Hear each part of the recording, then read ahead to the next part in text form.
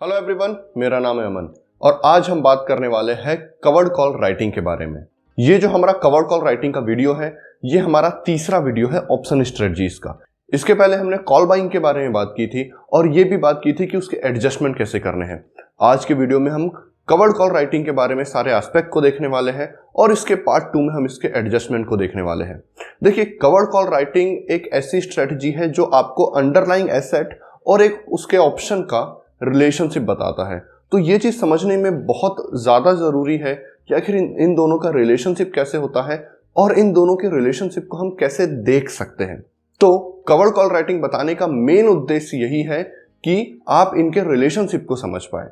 और वैसे भी कवर्ड कॉल राइटिंग एक ऐसी टेक्निक है जो बड़े बड़े इंस्टीट्यूशनल इन्वेस्टर यूज करते हैं। अब कैसे यूज करते हैं इसकी बात हम आगे आने वाले वीडियो में जरूर करेंगे। तो चलिए शुरू करते हैं कवर्ड कॉल राइटिंग के बारे में।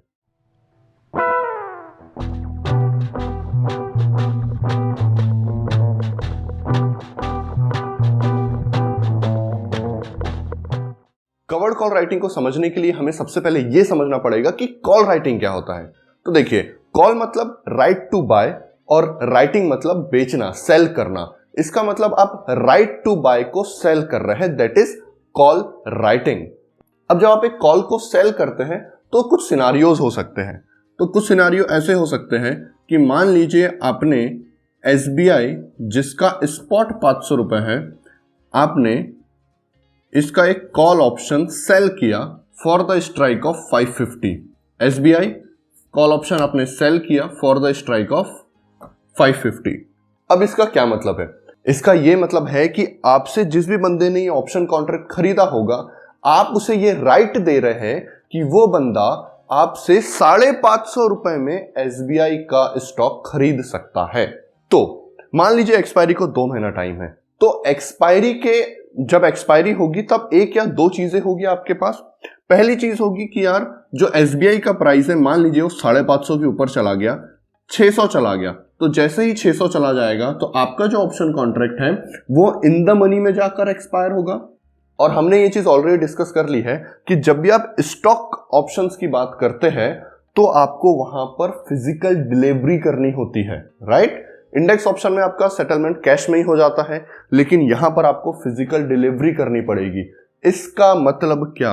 इसका मतलब ये भैया कि यदि आपके पास ये एसबीआई के 1500 शेयर्स, अगर आपने एक लॉट बेचा है, तो अगर आपके पास एसबीआई के 1500 शेयर्स नहीं है तो अभी आपको मार्केट से सबसे पहले 600 रुपए में 1500 शेयर्स खरीदने होंगे।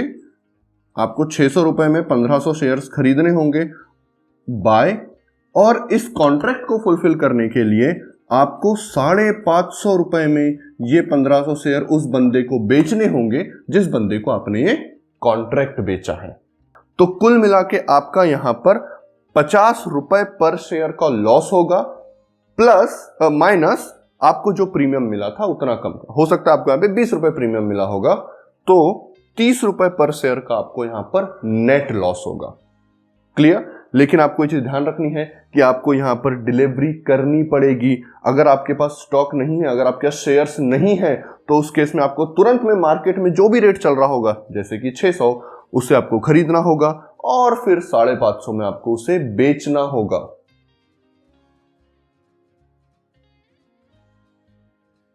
नेकेड कॉल के बारे में हम बाद में बात करेंगे। तो आप और चीज क्या कर सकते हैं, चलिए उसे भी देख लेते हैं।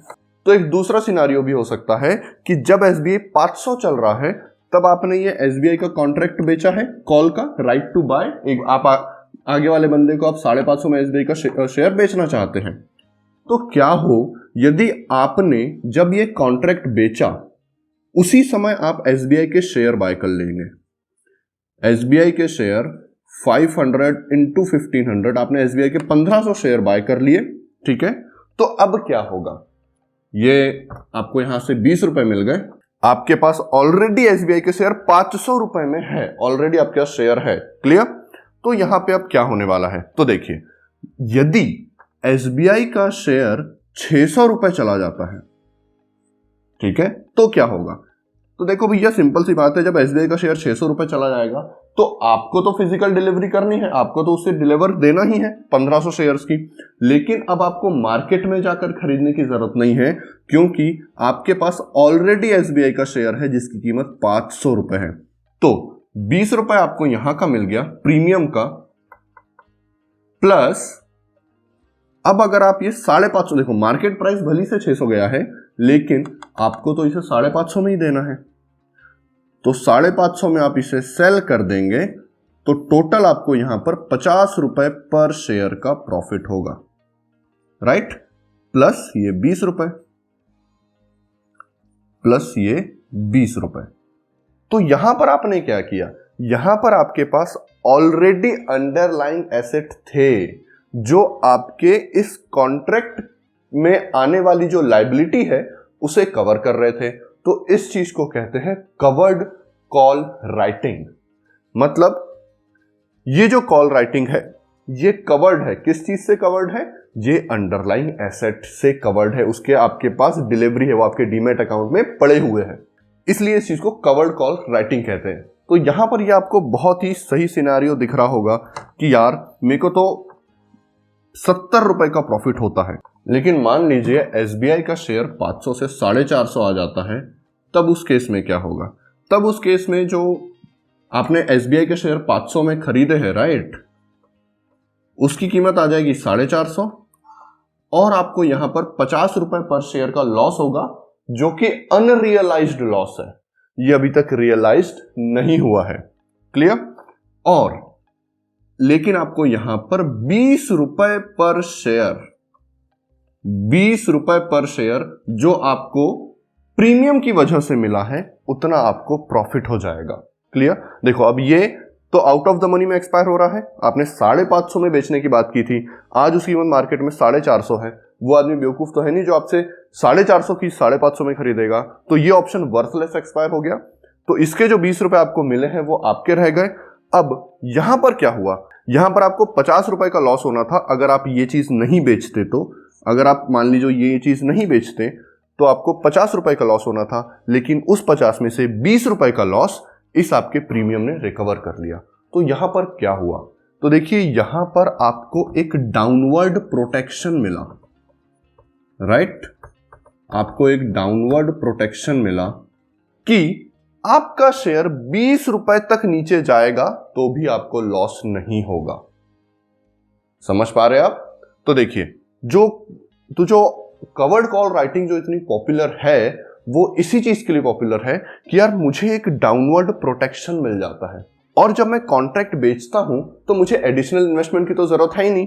क्यों, मुझे मार्जिन मनी भी नहीं देना है। क्यों नहीं देना है, अरे भाई मेरा तो जो कॉल है ना वो पूरी तरह से कवर्ड है, तो मुझे मार्जिन मनी की जरूरत नहीं है यहां पर, क्योंकि मेरे शेयर उस चीज को कवर कर रहे हैं। तो मुझे 20 रुपए बिना किसी एडिशनल इन्वेस्टमेंट के मिल जाएंगे जो मेरे डाउनवर्ड प्रोटेक्शन में साथ देंगे। मतलब एसबीआई का शेयर 480 जाते तक, 500 से 480 जाते तक मुझे लॉस नहीं होने वाला है, मैं प्रॉफिट में ही रहने वाला हूं। तो मुझे यहां पर एक बफर मिल गया, एक कुशन मिल गया कि मेरा शेयर नीचे जा सकता है, क्लियर। शॉर्ट टर्म में, शॉर्ट टर्म मतलब इस कॉन्ट्रैक्ट के एक्सपायर होते तक। तो कवर्ड कॉल राइटिंग का मेन उद्देश्य है डाउनवर्ड प्रोटेक्शन का। अब देखिए ये तो बहुत अच्छी चीजें हैं और ये आपको काफी टेम्पटिंग भी लग रहा होगा अभी कि हाँ यार, तो मेरे पास यदि शेयर है और शेयर प्राइस नीचे जाता है तो भी मुझे डाउनवर्ड प्रोटेक्शन मिल रहा है, और शेयर ऊपर भी जाता है तो भी मुझे प्रॉफिट तो हो ही रहा है, क्योंकि मैं आउट ऑफ द मनी में कॉल ऑप्शन सेल करूंगा, राइट। लेकिन इसमें एक नुकसान है जो बहुत सारे इंस्टीट्यूशनल इन्वेस्टर और इवन इंडिविजुअल इन्वेस्टर भी पसंद नहीं करते, वो ये कि जैसे ही आपने 550 का कॉल बेचा तो आपने क्या किया, आपने अपने प्रॉफिट पोटेंशियल पर एक कैप लगा दी, एक लिमिट लगा दी कि अब एसबीआई का शेयर 600 से 6000 क्यों ना चला जाए तो भी आपको सिर्फ और सिर्फ 50 रुपए पर शेयर का ही प्रॉफिट होगा। मतलब अंडरलाइंग एसेट में होने वाले अपवर्ड मूवमेंट पर आपका एक कैप लग गया, तो आप अपवर्ड मूवमेंट में पूरी तरह से शामिल नहीं हो पाते। ये एक प्रॉब्लम है। दूसरी प्रॉब्लम यह है कि हो सकता है आपने बहुत बड़ा फंडामेंटल एनालिसिस किया हो और आपके हिसाब से जो एसबीआई है ना वो 550 नहीं भाई, वो तो अभी जाने वाला है, 1000 2000 तक जा सकता है, ये आपके एनालिसिस पर डिपेंड करता है। तो आप नहीं चाहेंगे कि एसबीआई का जो शेयर है वो आपसे ले लिया जाए, वो आपसे छीन लिया जाए, क्योंकि अगर 550 ऊपर गया तब तो आपको डिलीवरी करनी पड़ेगी, राइट। तो हो सकता है आप ये भी ना चाहते हो। तो देखिए, कुल मिला के कवर्ड कॉल राइटिंग में ये दो प्रॉब्लम है। पहली प्रॉब्लम कि मुझे अपवर्ड रैली का पूरी तरह से जो प्रॉफिट है वो नहीं मिलेगा। दूसरी प्रॉब्लम कि फंडामेंटली स्ट्रांग स्टॉक मेरे हाथ से चला जाएगा जिसे मैं नहीं देना चाहता।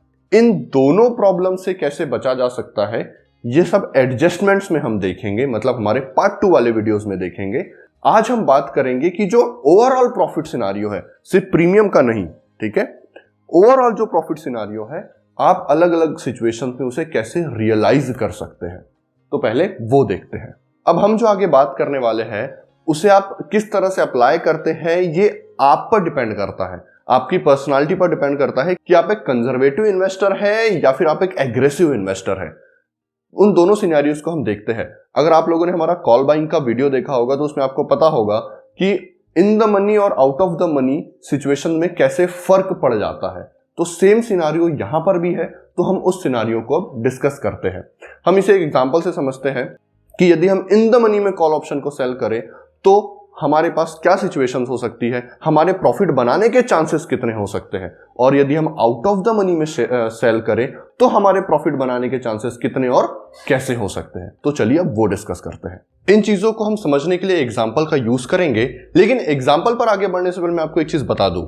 देखिए, जब आपने कॉल बाइंग की थी तब आपके लिए जो टाइम डिके था वो सबसे बड़ा दुश्मन था। हमने पिछले वीडियोस में सारी चीजें डिस्कस की थी कि कॉल बायर के लिए या किसी भी ऑप्शन बायर के लिए जो टाइम डिके होता है वो सबसे बड़ा दुश्मन होता है, और एक्सपायरी के पास आते आते जो टाइम डिके है बहुत तेजी से होने लगता है। इसका मतलब टाइम वैल्यू बहुत जल्दी जल्दी गिरती है। लेकिन ऑप्शन सेलर के लिए, ऑप्शन सेलर को क्या चाहिए भैया, ऑप्शन सेलर को तो पहले ही प्रीमियम मिल चुका है, उसको बस वो अपना जो प्रीमियम है वो अक्रू करवाना है। तो वो तो यही चाहता है कि जल्दी से जल्दी एक्सपायरी हो जाए और अपना काम बन जाए। तो इसलिए टाइम डिके ऑप्शंस सेलर का दोस्त होता है और ऑप्शंस बायर का दुश्मन होता है। इसलिए जब हमने कॉल बाइंग वाली वीडियो में बात की थी तो हमने डिस्कस किया था कि कैसे हमें ऑप्शंस को बेस्ट फार एक्सपायरी में लेना है। हो सकता है 1 महीना, 2 महीना, 3 महीना, जो भी अवेलेबल हो आपके पास, आपको उसमें काम करना है। लेकिन जैसे ही ऑप्शन सेलिंग की बात आती है तो आपको बेस्ट पॉसिबल मिनिमम एक्सपायरी में काम करना है। तो चलिए अब बढ़ते हैं एग्जाम्पल की तरफ और ये देखते हैं कि in the money out of the money कौन सी चीज आपके लिए सही रहेगी। यहां पर एक चीज समझने वाली ये है कि हम ओवरऑल रिटर्न की बात कर रहे हैं। ओवरऑल रिटर्न मतलब स्टॉक पर होने वाले जो भी प्रॉफिट एंड लॉसेस होंगे हम उन्हें भी कैलकुलेट करेंगे और हम उसमें ऐड या सब्सट्रैक्ट करेंगे प्रीमियम पर होने वाले प्रॉफिट या लॉसेस को। क्योंकि यहां पर मैं ये अज्यूम कर रहा हूं कि आप रेडी है अपने स्टॉक को बेचने के लिए। अगर आप रेडी नहीं है अपने स्टॉक को बेचने के लिए तो उसके लिए क्या करना है वो तो हम पार्ट 2 में देखने ही वाले हैं, ठीक है। तो चलिए देखते हैं ओवरऑल रिटर्न कैसी दिखने वाली है। इसके लिए हम एसबीआई का ही एग्जांपल लेते हैं। मान लीजिए एसबीआई का जो स्पॉट है वो चल रहा है 500 रुपए पर। अब आपके पास 2 ऑप्शन है। पहला ऑप्शन तो ये कि आपने एसबीआई का call option for the strike of 520 sell किया है, for the strike of 520 sell किया है, ठीक है। एक्सपायरी हमें मिनिमम रखनी है जितनी हम रख सकते हैं। तो अब यहां पे क्या क्या सिनारियोज हो सकते हैं अब ये देखते हैं। ऐसा हम मान लेते हैं कि ये जो मैंने सेल किया है ये 30 रुपए में सेल किया है फॉर 30 रुपीज। अब ऐसा हम मान लेते हैं कि यार जो एसबीआई का प्राइस है, राइट, एसबीआई का प्राइस 500 का 500 ही रहा, वो अपनी जगह पर हटा ही नहीं। अगर आप लोगों ने नोटिस किया होगा तो जितने भी बार हमने सिनारियो एनालिसिस किया है उतने ही बार हमने सबसे पहले ये देखा है कि यदि स्पॉट चेंज ना हो तो क्या होगा। अब ऐसा क्यों? क्योंकि ये एक बेस्ट तरीका है 2 स्ट्रेटजीज को कंपेयर करने का, ये देखना कि रिटर्न क्या होगा यदि स्पॉट चेंज ना हो, रिटर्न इफ अनचेंज्ड। क्योंकि उसी के हिसाब से हम देख सकते हैं कि बेस्ट स्ट्रेटजी कौन सी हो सकती है और कौन सी स्ट्रेटजी में हमें ज्यादा रिटर्न मिलेंगे। क्योंकि प्राइस कितना ऊपर जाएगा कितना नीचे जाएगा हमें नहीं पता। तो कंपैरिजन के लिए रिटर्न इफ अनचेंज्ड हमारा सबसे अच्छा अवेलेबल सिनारियो है। ठीक, एसबीआई है 500 पर, तो अब क्या होने वाला है? SBI 500 पर है। सबसे पहले मैं बात करता हूं कि आपको स्टॉक्स में क्या होने वाला है। ठीक है, स्टॉक के क्या प्रॉफिट एंड लॉसेस हो सकते हैं। तो देखिए, स्टॉक में ना तो आपको प्रॉफिट हो रहा है ना तो लॉस हो रहा है, 0 P&L। सेकंड, आपके ऑप्शन में आपको क्या होने वाला है? अब ये जो आपका ऑप्शन है ये आउट ऑफ द मनी में जाकर एक्सपायर हो चुका है। इसका मतलब कि आपको ऑप्शन प्रीमियम का पूरा 30 रुपए मिल जाएगा। तो जो आपका नेट प्रॉफिट एंड लॉस बनेगा वो 30 रुपए का बनेगा। मतलब कि यदि आपका स्पॉट चेंज नहीं होता है तो आपको 30 रुपए मिल गए। 30 रुपए इज योर्स। अब मान लीजिए SBI 550 चला जाता है तो क्या होगा? अब SBI 550 चला जाता है तो स्टॉक पर आपको प्रॉफिट होने वाला है 20 रुपए का, 50 रुपए का नहीं। क्यों नहीं होगा 50 रुपए का? क्योंकि भाई अब इसकी SBI के प्राइस 600 चले जाए, 700 चला जाए, 7000 चला जाए, आपको तो ये 520 में छोड़ना ही पड़ेगा यदि ये इन द मनी में आ जाता है। तो स्टॉक पर आपको जो मैक्सिमम प्रॉफिट होने वाला है वो है 20 रुपए का, और ऑप्शन पर जो आपको प्रीमियम मिला है, ठीक है, ऑप्शन पर जो आपको प्रीमियम मिला है वो है 30 रुपए का। अब अगर आपको ये कंफ्यूजन है कि यार ये जब 550 जा चुका है तो मैंने ऑप्शन में लॉस क्यों नहीं लिया, तो भाई मैंने ऑप्शन में इसलिए लॉस नहीं किया क्योंकि मैं एक्सपायरी तक जा रहा हूं और अपना ये जो कॉन्ट्रैक्ट है उसे एक्सरसाइज होने दे रहा हूं, मैं उसे फुलफिल कर रहा हूं। तो मैंने स्टॉक को जब 520 में बेचूंगा तभी यहां पर मुझे 30 रुपए का लॉस हो गया, तो मैं बार बार वो लॉसेस क्यों लूं? इसीलिए मैंने ऑप्शन प्रीमियम में बोल दिया कि भाई 30 रुपए का मुझे प्रॉफिट होने वाला है, 30 रुपए का प्रीमियम मुझे मिल चुका है। अब जो भी मेरे प्रॉफिट एंड लॉसेस के चीजें बनेगी वो मेरे स्टॉक पर बनेगी, राइट? तो 30 रुपए मेरे पास, 20 रुपए मेरे पास, तो टोटल मुझे 50 रुपए का प्रॉफिट होने वाला है। और ये जो 50 रुपए का प्रॉफिट है ये मेरा मैक्सिमम प्रॉफिट होने वाला है। अब SBI 550 से 560 चला जाए, 570 चला जाए, कितना भी चला जाए, 50 rupees is my maximum profit. Clear? Third scenario अब हम ये देख लेते हैं कि मान लीजिए SBI कम होकर के 480 पर आ गया, SBI 470 पे आ गया, तो क्या होगा? तो देखिए, सबसे पहले तो आपको स्टॉक पर लॉस होगा, लेकिन इस स्टॉक पर अब आपको अनरियलाइज्ड लॉस होगा।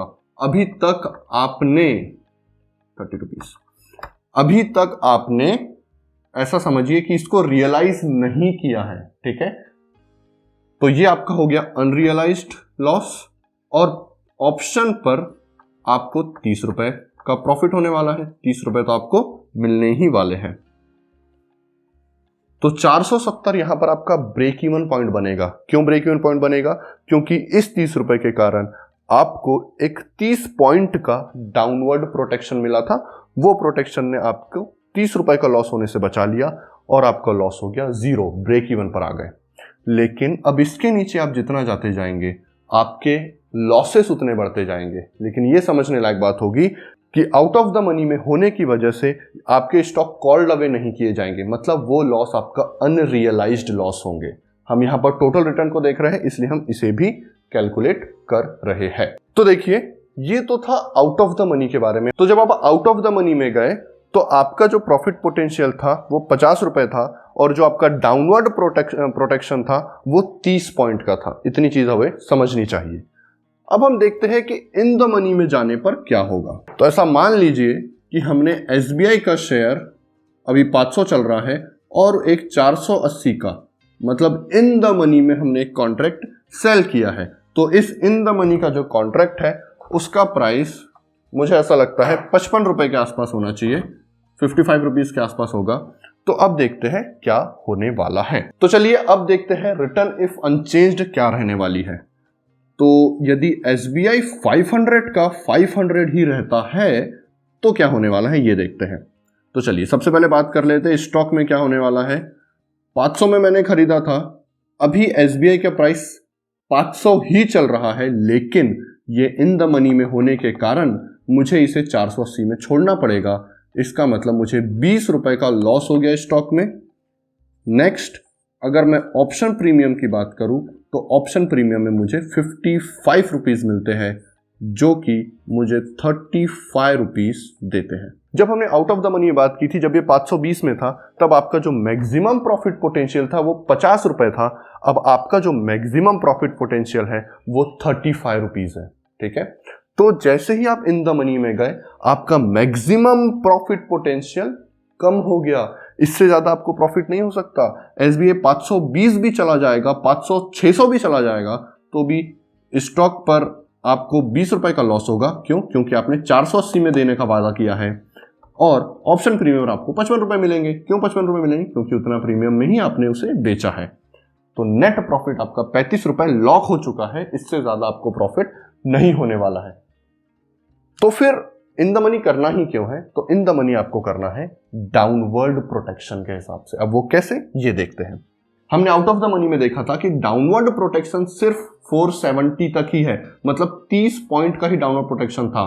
लेकिन मान लीजिए आपका एसबीआई 450 चला जाता है, तो आपका स्टॉक पर आपको 50 रुपए का लॉस होगा। 50 रुपए का लॉस क्यों होगा? वो भी ये अनरियलाइज्ड लॉस है। क्यों होगा? क्योंकि 480 में कॉल्ड अवे नहीं हो रहा है, आपने 500 में खरीदा था, इसलिए आपको 50 रुपए का लॉस होगा।